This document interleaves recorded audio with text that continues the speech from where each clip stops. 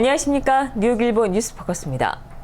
한인사회 정치력 신장을 위해 지난 19년 동안 쉼없이 풀뿌리 운동을 전개해온 시민참여센터가 10월 1일 오후 6시 30분 플러싱 메도우 코로나파크에 위치한 테런스 온도파크에서 기금모금 만찬 행사를 개최합니다. 17일 시민참여센터 관계자는 뉴욕일보를 방문해 19주년을 맞는 시민참여센터의 이번 기금모금 만찬 행사에 한인사회 뜨거운 관심과 성원을 당부했습니다. 김동찬 대표는 시민참여센터는 1996년도에 설립돼 지금껏 한인 커뮤니티의 권익 신장과 새로운 일꾼 발굴, 모국과 미국의 관계 개선을 위해 노력해왔다며 한인 커뮤니티 내 정치력 신장을 위해 꾸준히 정진을 이어온 센터의 활동에 한인들의 성원과 참여를 당부했습니다. 예, 19년 동안 저희들 쉼없이 달려왔습니다. 그리고 우리 미주 이민사의 굵직굵직한 여러 가지 성과들을 우리 뉴욕과 뉴저지 동포들과 함께 만들어냈습니다. 여러분 익히 잘 아시는 2007년도 위안부 결의안, 또 그 다음에 이어진 한인 공로 결의안, 또 한국과 미국 간의 비자 면제를 했던 비자 면제 프로그램, 그리고 당시에 또 있었던 그 FTA 관련된 여러 활동들, 그리고 지금 한국인 전문직 취업 비자 관련된 저희들이 그 캠페인들을 진행을 하고 있습니다. 그렇지만 아직도 우리가 가야 할 길이 멀고, 또 우리 뉴욕과 뉴저지 동포들의 후원으로 전국적으로 우리가 진행하고 있는 정치력 신장 캠페인을 서로 8080, 80% 유권자 등록 캠페인, 80% 투표 참여 캠페인이 진행이 되고 있는데, 우리 뉴욕과 뉴저지 동포들의 힘으로 우리 미주 이민사의 여러 획기적인 그런 역사적인 것들을 만들어냈습니다. 그리고 이제 이것을 전국적으로 만들어내기 위해서 저희들이 노력을 하고 있는데, 우리 동포분들의 여러 지원들이 절실합니다. 시민참여센터는 사실 불이웃을 돕는 그런 기관은 아니고, 딱 우리 한치 앞의 미래를 고민하면서 그것을 준비하고 또 동포사회의 지혜와 힘으로 만들어가는 그런 역할을 하는 전략적인 기관입니다. 그래서 저희들이 다음 세대를 위한 정치적인 디딤돌을 놓고, 또 그들이 우리 사회에 존경받고 인정받는 그런 커뮤니티의 일원이 될 수 있게끔 만들어가는 기관이기 때문에 동포 여러분들께서 좀 더 저희들을 생각을 많이 해주시고 지지 격려해 주시고, 또 오셔서 활동들을 도와주시고 성장할 수 있게끔 많은 후원을 부탁드리겠습니다. 이번 시민참여센터 19주년 기념행사에서는 15만 달러의 기금모금을 목표로 진행이 되며, 다가오는 20년과 30년을 준비하는 미래지향적인 활동에 초점을 맞춰 열립니다. 또 행사에서는 지역 내 한인 정치력 신장의 공로로 이지향 휴스턴 한인의 수석 부회장과 임소정 워싱턴 지부 한인 연합회 회장에게 풀뿌리 지도자상을 수여합니다. 저희 시민참여센터가 이번 오는 10월 1일 6시 반에 플러싱 메도우 코로나파크에 위치한 테라스 언더파크에서 19주년 갤라를 개최하게 되었습니다. 저희 시민참여센터가 그동안 19년 동안 돌아온 길을 돌아보고, 또 앞으로 다가올 20년, 30년을 준비하는 그런 갤라를 준비하고 있습니다.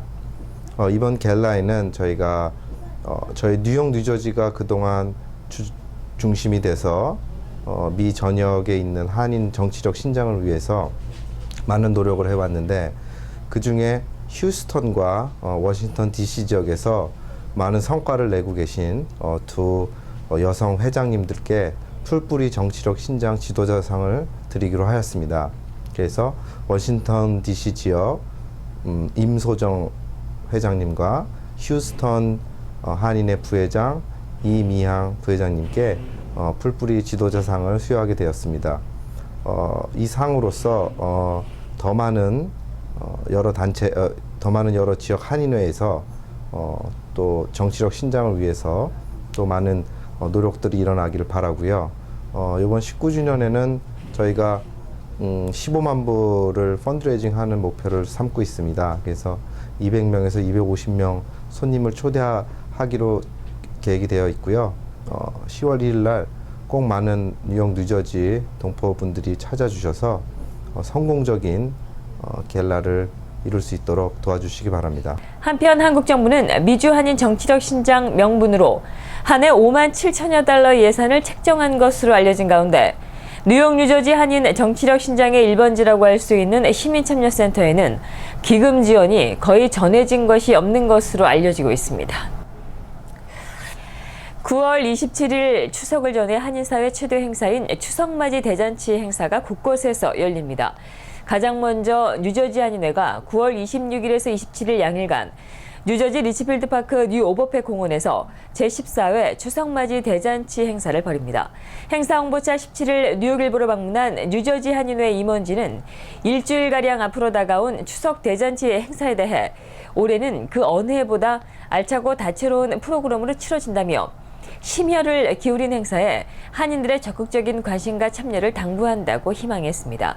뉴저지 한인회 이번 추석맞이 대잔치 수익금은 그간 한인회 운영 기금으로만 사용돼 왔던 것과는 달리 그 일부분을 뉴저지 한인회관 건립을 위한 시드머니로 조성할 예정이어서 행사가 지닌 의미가 남다릅니다.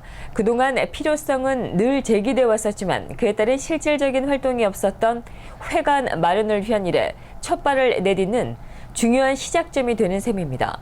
행사에서는 27일과 27일 내내 열리는 주요 행사로 반려동물 무료 분양과 김치 담그기, 연날리기, 사생대회, 비트 공연, 복싱 에어로빅, 경찰 채용 박람회, 태권도 공원, 연예인 공원 등이 있으며 9월 26일 토요일 주요 행사로는 뉴욕과 뉴저지 한인 경찰들의 모임인 미주 한인 경찰협회 주도의 직업 채용 박람회가 열립니다. 또 27일 일요일에는 뉴저지 한인회장배 축구대회가 뉴저지 축구협회 주관으로 열리며 한국의 아름다움이 묻어나는 한복쇼가 펼쳐집니다. 뉴저지 한인회는 음식 부스 판매를 이번 주말까지, 일반 부스 참여는 다음 주 월요일인 21일까지 받습니다. 일본의 집단 자위권 법안, 이른바 안보 법안이 국회를 최종 통과하게 되면 2차 대전 패전 이후 평화 헌법 체제 하에서 자위 차원의 무력만 행사할 수 있었던 일본이 해외에서도 무력을 본격 행사할 수 있는 길이 열립니다. 단적으로 말하자면 특정한 요건 하에서 전쟁을 할 수 있는 일본이 되는 것입니다. 재개정을 앞둔 11개 법률 중 무력 공사 사태 법안은 타국에 대한 무력 공격일지라도 일본의 존립이 위협받고 국민의 권리가 근저로부터 뒤집힌 명백한 위험이 있는 경우를 존립 위기 사태로 규정해 자위대가 무력 행사를 할 수 있도록 했습니다. 아베 내각이 지난해 7월 헌법 해석 변경을 통해 용인키로 한 집단 자위권 행사를 실질적으로 가능하게 하는 것입니다. 또 한반도 유사시에 미군 후방 지원을 상정한 현행 주변 사태법을 대체하는 주요 영향 사태 법안은 방치할 경우 일본에 중대한 영향을 줄 수 있는 사태가 발생할 때 전 세계 어디서나 자위대가 미군 등 외국 군대를 후방 지원할 수 있도록 했습니다. 이 법안에 따르면 자위대의 후방 지원 대상도 미군에서 미군을 포함한 외국군으로 확대되고 후방 지원 활동 지역도 일본 주변에서 전 세계로 넓어집니다.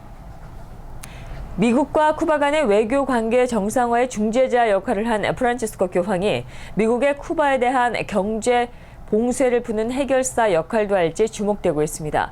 프란치스코 교황은 19일에서 22일 쿠바를 방문한 뒤에 미국으로 건너가 25일 뉴욕의 유엔 본부에서 연설을 할 예정입니다. 교황은 라울 카스트로 의장을 쿠바 아바나에서 버락 오바마 미 대통령을 워싱턴 DC에서 만난 뒤 유엔 총회에 함께 참석합니다. 교황의 쿠바 방문을 하루 앞둔 18일 오바마 행정부는 미국 기업이 쿠바 기업과 합작 형태로 쿠바에 자회사를 세울 수 있도록 허용하는 행정 조치를 추진하고 있다고 AP통신 등이 보도했습니다. 라울 카스트로 의장은 안전한 외교관계 회복의 선결 조건으로 금융과 교육 등 전반에 걸친 경제 봉쇄를 완전히 해제하는 문제를 일관되게 거론하고 있습니다. 유엔 총회는 1991년도 이후 23회 연속 쿠바의 경제 봉쇄 해제 결의안을 채택하고 있습니다. 이번 유엔 총회에 취임 후 처음으로 모습을 드러낸 시진핑 중국 국가주석과 10년 만에 참석하는 블라디미르 푸틴 러시아 대통령도 쿠바에 대한 경제 봉쇄 해제를 강력히 지지하고 있기 때문에 라울 카스트로 의장이 힘을 얻을 것으로 보입니다.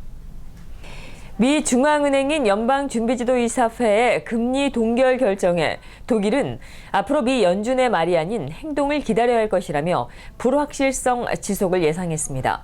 애초 연준이 내내 금리 인상을 예고한 마당에 다시 한번 인상 시점만 유예한 조치라는 맥락에서입니다. 전문가들 사이에선 연준의 이번 결정에 대해 평가가 갈리고 있습니다. 베를린에 있는 독일 경제연구소 DIW의 마르셜 프라저 소장은 18일 이번 결정은 실망스럽고 일관성도 없다고 비난했습니다. 그는 또 나아가 더는 제로금리가 적절하지 않다고 주장했습니다. 그러나 공영 국제라디오 방송 도이체 벨레는 온라인판 의견 기사에서 연준의 정책 결정권자들이 그들 자신만의 용기를 두려워한 것이지만 경제 현실을 고려할 때 잘한 결정이라고 평가했습니다. 프랑스 수학 능력 시험인 바칼로레아에서 한국어가 필수 선택 외국어로 지정됩니다. 프랑스와 올랑드 프랑스 대통령은 현지 시각 18일 엘리제궁에서 황교안 국무총리의 예방을 받고 면담하는 자리에서 이같이 말했다고 국무총리실이 전했습니다. 올랑드 대통령은 황 총리에게 한국어를 바칼로레아 필수 선택 외국어 과목으로 격상시키기로 결정했다고 말했습니다. 한국어를 제2 외국어에 포함시키겠다는 것입니다. 황 총리는 한국어를 필수 선택 과목으로 지정한 데 대해 감사드린다며 한국의 많은 학교에서도 프랑스어를 가르치고 있다고 답했습니다. 이상으로 뉴스포커스를 모두 마치겠습니다. 좋은 주말 보내십시오. 시청해주신 여러분 고맙습니다.